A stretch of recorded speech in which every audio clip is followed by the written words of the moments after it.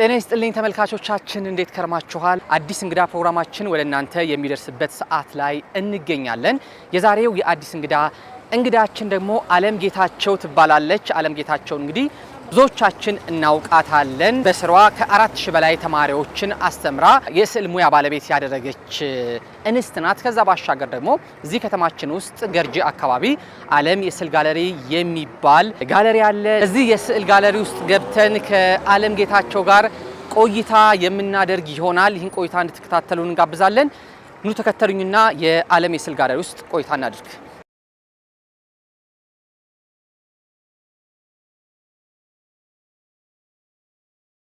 አለም እንዴት ነሽ? ደህና ነኝ። አለን እንግዲህ እዚህ አለም የስዕል ጋለሪ የተለያዩ እንቅስቃሴዎች እንደሚደረጉ ሰማሁኝና መጣሁኝ። ከሚደረጉት ደግሞ እንቅስቃሴዎች መካከል ወጣቶች መዝናናት የሚፈልጉ ስዕል መሳል የሚፈልጉ ሰዎች መተው የተለያዩ ተሰጧቸውን እዚህ ያከናውናሉና እኔም እስቲ ስዕል ልሞክር ብዬ ነው የመጣሁትኝ። በዛው ደግሞ አንቺን አገኘሁሽ። ማንኛውንም ስዕል መሳል እችላለሁ? አዎ የፈለከውን የመረጥከውን። ሰው ላይ ከማየው ነገር በጣም የሚስበኝ አይን ነው። እሱ ልሞክርና በዛው አንቺ ማስተያየት ትሰጪኛለሽ ድሉን ካገኘሁኝ። ስለዚህ ልጀምር። ስዕል ግን ሲጀመር ከምንድን ነው የሚጀምረው? እኛ የምናደርገው ልጆች ወደኛ ሲመጡ መጀመሪያ የራሳቸውን ሀሳብ እንዲሞክሩ ነው የምናደርገው። እንግዲህ እሱን በማየት የጀመሩትን ያስቀመጡትን ሀሳብ በማየት ስለ መረዳት እናገኛለን ማለት ነው። ከዛ በኋላ የእጅ መፍታቻ የሚባል አለ። በደንብ እጃችንን ለማንቀሳቀስ የምንሰራቸው ስራዎች ናቸው። መስመር ሊሆን ይችላል፣ ክብ ሊሆን ይችላል። ወደ ተለያየ አቅጣጫ እጃችንን የምናፍታታበት የመጀመሪያው መንገድ ነው። ስለዚህ እኔ አሁን ዝም ብዬ ነው የምጀምረው ማለት ነው ስጀምር? አዎ፣ ምክንያቱ ረጅም ጊዜ የሚወስድ ነው እሱ። ለምሳሌ መሰረታዊ የስዕል ስልጠና የሚባለው የመጀመሪያው የምንሰራው ስራ ነው እሱ። አንተ ግን ዛሬ አለም ጋለሪ የመጣኸው እዚህ የምናዘጋጀው ሰው ፎቶግራፎችን አዘጋጅተናል። ራሱን እንዲፈትሽ ነው፣ የሚፈልገውን ነገር መሳል እንዲችል ነው። ውስጡ ያለውን ሊሆን ይችላል ወይ ደግሞ ምስለው ነገር አላችሁ ብለው የሚጠይቁናሉ። ፎቶግራፎች አዘጋጅተናል፣ ይመርጣሉ፣ ይሞክራሉ ማለት ነው። ግን አይከብድም እንደዚህ የተቀመጡ ፎቶዎችን መልሶ መሳል? አዎ ይከብዳል፣ ግን ያው ልምምድ ነው። ግን ደግሞ ከራስ ሀሳብ ተነስተን ብዙኛ ያው ግፊት የምናደርገው ሰው ራሱ ውስጡ ያለውን ነገር መሞከር እንዲችል ነው። አለም ለመጀመሪያ ጊዜ ስዕል ሰዓሊ ሆናለሁ ብላ ያሰበችበትን ጊዜ ወደ ኋላ መለስ ብለን እንጀምር። መቼ ነበረ? በልጅነቴን የጀመርኩት ልጅ እያለሁ ነው። አባቴ ስነ ጥበብ ላይ ያለ ሰው ነው፣ ይወዳል። በእርግጥ በወቅቱ ፊልዱ አይደለም ስራው ሌላ ቢሆንም ግን ይወዳል። ከአርት ጋር ጊዜውን ያሳልፋል። የቀን ውሎውን መጥቶ ወረቀት ላይ ያስቀምጣል። ልክ ሰው መጥቶ ባዮግራፊውን እንደሚጽፍ እሱ ሁሌም ቀን የሚያያቸውን ነገሮች ውሎውን የሚያስቀምጠው በድሮይንግ ነው። ይሞክራል፣ እሱን ይሰራል። ከልጅነቴ ጀምሮ እሱ የሚሰራቸውን ስራዎች አያለሁኝ። ብዙ ውሎዬ ባመቸው ሰዓት፣ ቤት ውስጥ በሚመጣ ሰዓት ከሱ ጋራ ስለመሆን ያ ይመስለኛል። ከዛስ በቃ እኔ ስዕል ሰዓሊ ነኝ ብለሽ እርግጠኛ ወደ መሆን ደረጃ የደረሽበት ጊዜ? ከዛ በኋላ ቤት ውስጥ ያው እንደምታየኝ ከጎደተኛ ነኝ። ቤት ውስጥ የመቀመጥ እድሉ ገጠመኝ። ተወሰነ ከጎደተኛ ከሆንኩ በኋላ አባቴ ወታደር ነበረ። ከዛ በመንግስት ለውጥ አባቴ ከኔ ተለየ፣ ወደ ሌላ ቦታ ሄደ። እኛም ቤተሰብ ደግሞ ወደ ሌላ ሀገር ሽፍት አደረግን። ከዛ በኋላ ቤት ውስጥም መንቀሳቀስ አልቻልኩም። ለተወሰነ አመታት ቤት የመቀመጥ እድሉ ገጠመኝ እና ያው መሳል ጀመርኩ ማለት ነው። መጽሐፍ ማንበብ ወድ ነበረ። መጽሐፍ አነባለሁ። ከመጽሐፍ ቀጥሎ ስዕል መሳል ጊዜን በዛ አሳልፍ ነበር። ከዛ ያው የትምህርት እድል አገኘሁ። በዛው እንግዲህ አርት ስኩል ገባው ማለት ነው። እንግዲህ ያው ህይወት ቀጠለ ማለት ነው። ያንቺ የስዕል ስታይሎች የትኞቹ ናቸው? የትኛዎቹ ይማርኩሽ ጀመረ? ከዛ ምን አይነት ስዕሎች መሳል ጀመርሽ? እንግዲህ መጀመሪያ ላይ ስለ የነበረው ትራዲሽናል አርቶችን የኢትዮጵያ እነዚህ ባህላዊ የሚባሉ ስራዎችን በጣም ወዳቸው ነበረ። እነሱን ስላለው ቀጥሎ ላንድስኬፕ ደስ ይለኛል። የተፈጥሮ ስራዎች ማያቸውን ነገሮች አንዳንድ ቦታ ጋር ሲሄድ እሱን ማየት ያው በዛው መንገድ ነው የቀጠልኩት። ከዛ በኋላ ብዙ የምሰራቸው ስራዎች ሞደርን አርት የሚባለው በተለይ ደግሞ እናቶቻችን ሴቶች ላይ የሚያተኩሩ ስራዎችን እሰራለሁ። አባቴ ምን ይለኝ ነበር በልጅነት ያለው በጣም አትክልቶችን ትወጃለሽ ይለኛል።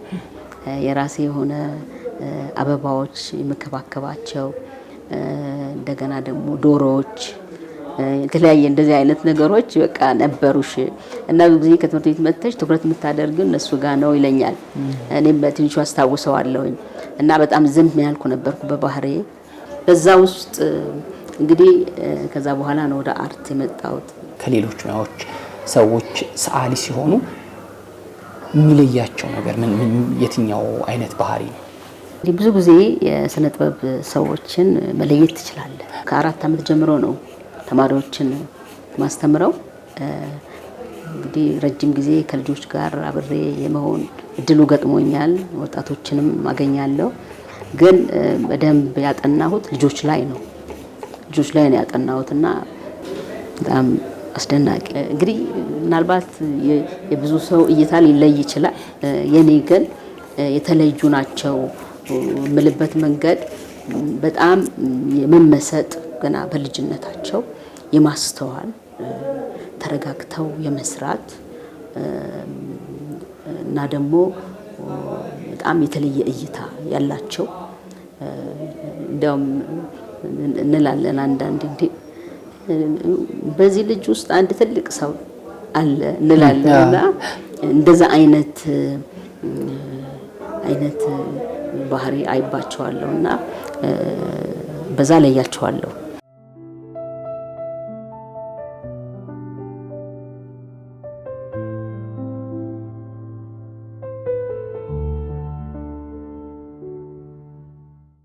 እኔ ከልጅነት ጀምሬ ነው እዚህ ዓለም ያስተማረች ለ20 ምናምን አመት ነው። ዓለም በጣም የሚገርም ነገር ያላት በጣም ሰው የምትወድ ናት እና ወጣቶች ደግሞ ብዙ ነገር እንዲሰሩ ትፈልጋለች።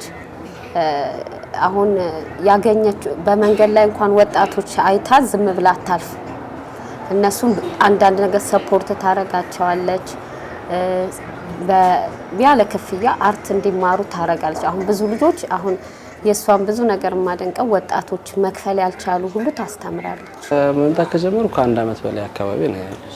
የተለያየ ጊዜ በመጣ ሰዓት የተለያየ ስፔሻሊ ቅዳሜ ማታ ላይ አውደ ሀሳብ የሚል ፕሮግራም አለ። በጣም ይመቸኛል። ከዛ ውጭም ግን በተለያየ ጊዜዎች ላይ የማንበብና የሆነ ስዕል ምናምን ሞከር እንትኖችን አሉ።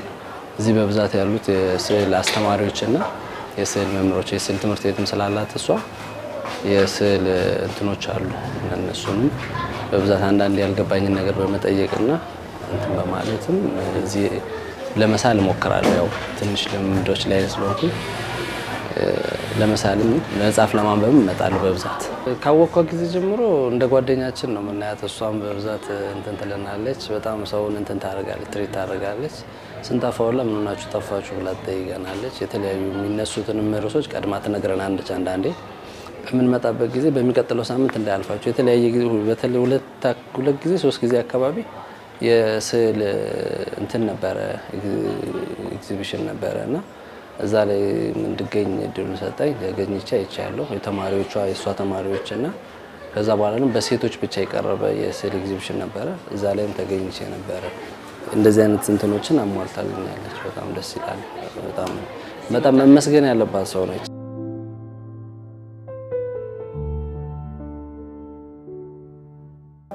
አንቺ የመጀመሪያ ስዕል ስለሽ ለተመልካች ያቀረብሽበት የመጀመሪያው አውደ ርዕይ መቼ ነበረ? እና የስዕሎች ነበር ለመጀመሪያ ጊዜ ያቀረብሽው? ለመጀመሪያ ጊዜ ያቀረብኩት ከአንዲት ሴት ሰዓሊ ጋር ነው። ሁለታችን ያቀረብነው ፑሽኪን ነው ያቀረብነው። እዛ ያቀረብኩት እንደነገርኩ ነው ላንድስኬፕ ስራዎችና የኢትዮጵያ ትራዲሽናል አርቶች በወቅቱ ያቀረብኳቸው ስራዎች እነዚህ ናቸው። ረጅም ዓመት ነው ከጀመርኩት። በወቅቱ እኛ ሀገር ብዙ ትኩረት አልነበረም። በመሸጥበት ጊዜና ሰው እኩል ለምሳሌ መንገድ ላይ ከምናያቸው የወረቀት ስራዎች ጋር እኩል የሚያይበት ጊዜም ነበረ። ግን ያው ትንሽ ለሰው በሚመጥን መንገድ ሊገዙኝ በሚችሉበት መንገድ እየሳልኩ እሸጥ ነበር። በጣም ሰዎች ያዙኛል በጣም በቅናሽ ዋጋ በሚመጥን መንገድ። ምክንያቱም በወቅቱ ሰው የሚጠይቅ ይሄ መንገድ ላይ ከሚሸጠው የወረቀት ምን ገዛቸው 2 ብር 3 ብር አይነት ነገር ዋጋ እና ግን በደንብ እያስረዳሁኝ እየተናገርኩኝ በወቅቱ ይገዙኝ ነበረ። በዛ ነው ራሴን ማገዝ የጀመርኩት። ከዛ በኋላ ምንድነው ያደረኩት ወደ ሻሸመኔ አካባቢ ነበርኩኝ። እዛ በቅጥር ሰርቻለሁ። አስተምር ነበረ። በርካታ ወጣቶችን በየገጠሩ በመሄድ ኩየራ፣ ገንቦ፣ ኮፈሌ የተለያየ ቦታዎች በመዟዟር ወጣቶችን አስተምር ነበረ። አካባቢ መኖሪያ ቤት አካባቢ ስለነበረ የኔ ሱቅ ገብተው ማየት ይፈልጋሉ፣ መሳል ይፈልጋሉና የአካባቢን እዛ አካባቢ የነበሩትን ልጆች ሰብስቤ እንዲሁ በነፃ ማሰልጠን ጀመርኩኝ።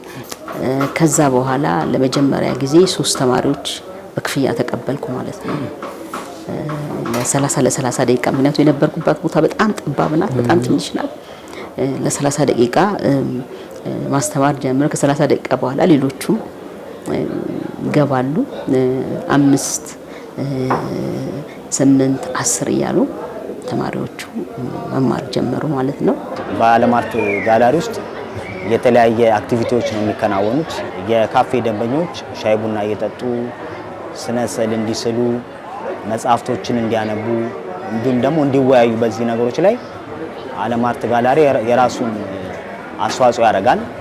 ስለዚህ ደንበኞች እዚህ ሲመጡ ከከተማ ውስጥ ካለው ትሬንድ ለየት ባለ መልኩ እዚህ እንዲቆዩ ነው የሚደረገው። ስለዚህ ልክ ሲመጡ ሀሳባቸውን፣ ዕውቀታቸውን፣ ምናባቸውን፣ ስሜታቸውና ክህሎታቸውን በስነ ስዕል መግለጽ እንዲችሉ ዓለም አርት ጋላሪ የራሱን ጥረት ያደርጋል።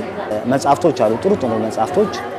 እሱም እዚህ መጥተው ደንበኞች እንዲያነቡ ከዛ ደግሞ ማንበብ ብቻ ሳይሆን በተዘጋጀላቸው ወንበር ውይይት ስሞል ሆኖ እንዲወያዩ ይህን ጥረት እያደረገ ይገኛል ዓለም አርት ጋላሪ። በእኛ በ2004 ጀምሮ ለበርካታ ዓመታት በአመት አንዴ በርካታ ታዳጊዎች አርት ኤግዚቢሽን የሚያቀርቡበት ትምህርት ቤት ነው ዓለም የስነ ጥበብ ትምህርት ቤትና ይመስለኛል ብዙ ሊኖሩ ይችላሉ። ግን በየአመቱ በቋሚነት በርካታ ልጆች እስከ 150 ታዳጊዎች አርት ኤግዚቢሽን የሚያቀርቡበት የሚሰለጥኑበት በጣም በጠባብ ቦታ ነው ማሰለጥናቸው። ለ2 ሰዓት ነው የሚሰለጥኑት። አርት ብቻ ሳይሆን ስነ ምግባርም ነው ምሰራው ከጓደኞቼ ጋር። ዓለም ደስ የምትል ሰው ነች እና መካሪ ነች፣ እናትም ነች እና ለሁሉም ካዘነው ጋር አብራ የምታዝን ከተደሰተ ጋር አብራ የምትደሰት ሰው ነች እና ዓለምን ባጭር በጣም አሪፍና ጥሩ የምንላት አይነት ሰው ነች። አብረን የተባለ እንግዲህ በጎ አድራጎት ፍቃድ አውጥቼ አካል ጉዳተኞችን አሰለጥናለሁ። የአንድ ሙያ ባለቤት እንዲሆኑ የኔም ህይወት ስለሆነ በየመንገዱ ማገኛቸውን አካል ጉዳተኞች በተለያየ ቦታ ማገኛቸውን ራሳቸውን እንዲችሉ ያው እንደነገርኩ ነው መልካም ስብዕና ባለበት ማህበረሰብ ውስጥ ኃላፊነትን የሚወጣ ማህበረሰብ ባለበት ውስጥ ለውጥ ይመጣል። የኔ ህይወት ያ ነው። መልካም ሰዎች ገጠሙኝ፣ የሚያስተምሩ ሰዎች አገኘው፣ አስተማሩኝ፣ የሚያግዙኝ የሚያደንቁ ሰዎች ገጠሙኝ። ይሄ የማይራመደው እግሬን ሳይሆን በደንብ አስተሳሰቤን የሚገነቡ ሰዎች ገጠሙኝ። በዛ ምክንያት ዛሬ ምንም አካል ጉዳተኝነቴ አገሬ ላይ ከመስራት አገሬን ከመለወጥ ትውልድ ላይ ከመስራት አላገደኝም እና እዚህ አይነት ማህበረሰብ ባለበት ውስጥ ለውጥ ይመጣል እና በዛ ምክንያት ብዙ አካል ጉዳተኞች እኔ ጋር እንዲመጡ በደንብ እንዲሰለጥኑ ራሳቸውን እንዲችሉ በተለይ ደግሞ ያስተሳሰብ ለውጥ ማምጣት እንዲችሉ ከጓደኞቼ ጋር ጓደኞቼ ያግዙኛል። እዚህ ጋለሪ የሚመጡ በርካታ እንግዲህ እዚህ ለመሳል የሚመጡ በተለያየ መንገድ ወደ እኔ የሚመጡ ሰዎች እጠቀማለሁ።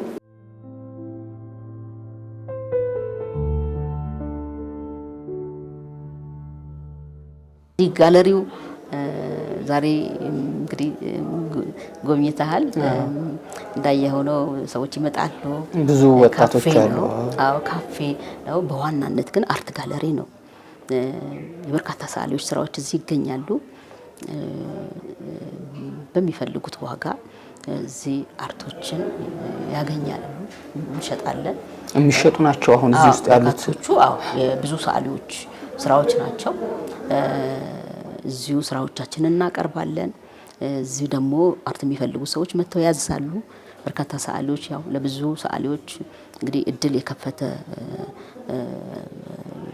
መስራት እንዲችሉ በደንብ ደግሞ እነሱም መጥተው ጊዜያቸውን እንዲያሳልፉ እንዳየው ቁጭ ብለው ማኪያቶም ሻይም እየጠጡ ስዕል ይስላሉ፣ መጽሐፍ ያነባሉ። ስለዚህ አንድ ሰው ሲመጣ እዚህ አርቶችን ያያል፣ ቁጭ ብሎ ረጅም ሰዓት ይመለከታል። በደንብ ደግሞ ስዕል እንዲስል እንጋብዘዋለን። ስዕል መሳል ትፈልጋለህ ወይስ መጽሐፍ ማንበብ ብለን እንጠይቃለን። አይ ስዕል ስዬ አላቅም ግን መጽሐፍ ላንብብ ካለ ፈልገውን መጽሐፍ እዚህ የተዘጋጁ እንግዲህ በርካታ ሰዎችም ሀሳቡን በመውደድ ቤታቸው ያለውን መጽሐፍ አምጥተውልኛል። በርካታ መጽሐፍቶች ይገኛሉ እዚህ። ስለዚህ የሚፈልጉትን መጽሐፍ መርጠው ያነባሉ። ነገር ግን መሰረታዊ የሆነ ደግሞ የስዕል እውቀት ያገኛሉ። መሳል የሚፈልጉ እናግዛለን። ግን ይሄኛውን ሀሳብ በምን አስበሽው ጀመርሽው? የጀመርኩት እንዴት መሰለ፣ መጀመሪያ ጋለሪ ነው የነበረው። ከዛ ቡና ነበረ። ሰዎች ቁጭ ብለው ሲመጡ ቡና እንዲጠጡ አርቱን እያዩ ገዢዎችም ሲመጡ ቡና ይጠጣሉና እዚህ ጋለሪ ውስጥ ተማሪዎችን አስተምር ነበረ፣ አሰለጥን ነበረ። መጀመሪያ ስልጠናውን የጀመርኩት እዚህ ነው። ጋለሪም ነው፣ ስልጠናውም እዚህ ነበረ፣ የአርት ስልጠና እና ብዙ ጊዜ ወላጆች በር ላይ ይቀመጣሉ ልጆቻቸውን ሲያስተምሩ እና ምን ይሉኛል፣ አለም መጽሐፍ ይኖርሻል እንዴ እስክትጨርሱ እናንተ ባነብ ደስ ይለኛል ይላሉ። ከዛ ያለውን መጽሐፍ ሰጣቸዋለሁ። እንደገና ደግሞ አንዳንድ ወላጆች የሆነ ነገር እዚህ ቁጭ ብዬ ልጫር እንዴ ይሉኛል። እንዴ ይቻላል ብዬ ሰጣቸዋለሁ። ከዛ ሀሳቡ መጣልኝ፣ እንዴ ለምንድን ነው ሰው ቡና እየጠጣ ሻይ እየጠጣ መጽሐፍ ማንበብ የማይችለው መሳል የማይችለው ለምንድን ነው ብዬ ሀሳቡን ከነሱ ወሰድኩ ማለት ነው። እኔም ባለኝ መረዳት ወጣቶች በጣም ተጠቃሚ ሆኗል። በምናደርገው ፕሮግራማችን በሰከነ እንደ አርት ቴራፒም ነገሮችን ይሰራል ማለት ነው። በዚህ እሱ አንደኛውና መጠቅሰው ነው። ቅድምም የጠቀስኩት ደግሞ በየሳምንቱ ነበር የሚካሄደው። ይሄ ፕሮግራም ይካሄዳል በየሳምንቱ።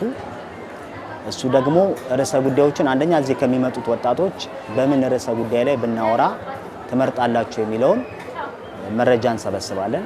ከዛ በመቀጠል ደግሞ ባለሙያዎች ስፔሻሊ ዋናው ታርጌት ግሩፓችን ወጣቶች በምን ርዕሰ ጉዳይ ላይ ማቅረብ ትፈልጋለና ምንስ ጥሩ ነው ብለህ ታስባለህ በሚል ባለሙያዎቹን እናማክራለን። ሌላው እዚህ የምንሰራ ግሩፖች አሉ።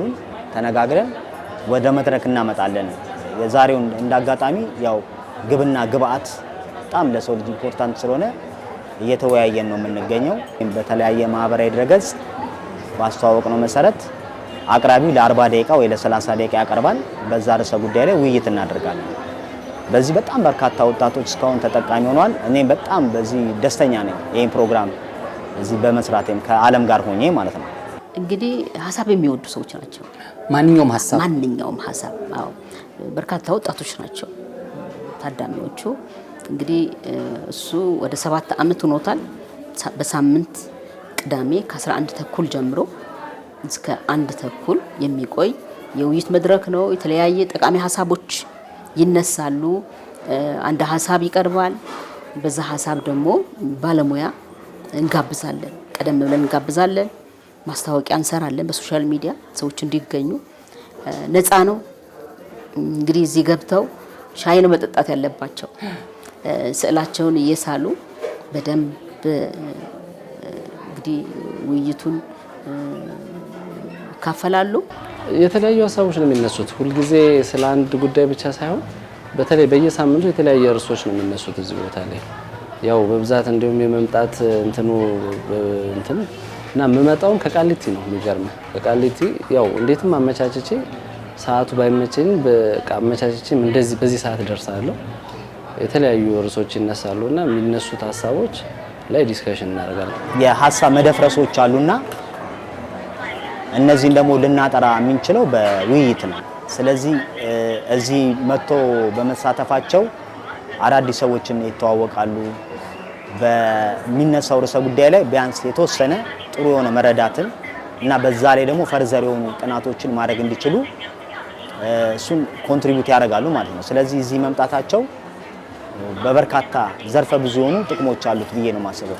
ትኩስ ነገር ሲያዝ ስዕል መሳል ትፈልጋለህ ወይስ መጽሐፍ ማንበብ እንላለን። የመጣ ሰው ሁሉ በዛ ይጠየቃል። ሁሉ ያው ምን ትጠጣለህ እንደሚባለው ሁሉ ስዕል መሳል ትፈልጋለህ ወይስ መጽሐፍ ማንበብ ብለን አንዳንዴ በፊት ላይ ብዙ ሰው አልለመደም። ምን ማለት ነው አይ መጽሐፍ ማንበብም ትችላለህ፣ ስዕልም መሳል ይቻላል። እኔ ስዕል ሞክሬ አላውቅም ይላሉ። እኛ አለን፣ እኔ ያለሁ አግዛለሁኝ፣ ጓደኞቼም አሉ። በጣም ነው ሰርፕራይዝ የሚሆኑት። ብዙ ጋለሪዎች አሉ፣ ግን ይሄ ለየት የሚያደርገው በቃ ሀሳብህን የምትፈልገው ነገር የምታገኝበት ቤት ነው እና በአልባሌ ቦታ ለሚውሉ ወጣቶችም ትልልቅ ሰዎችም እዚህ መጥተው ብዙ እረፍት እንዳለው እና መጥተው ይሄን ቤት እንዲያዩ እመክራለሁ። አንዳንድ ሰዎች ምን ይሉኛል፣ አለም ግን ገቢሽ ምንድን ነው ይሉኛል። እንደዚህ ሰው ተሰበስበ ያለሽ ምንድን ነው ግን ገቢሽ ይሉኛል። ግን እኔ እንደነገርኩህ ነው ትልቁ የኔ ምኞት የማህበረሰባችንን ለውጥ ማየት ነው። በተለይ ደግሞ ታውቃለህ እንደዚህ አይነት የውይይት መድረኮች ሰውን ያሰለጥናል፣ አስተሳሰቡን ያሰለጥናል።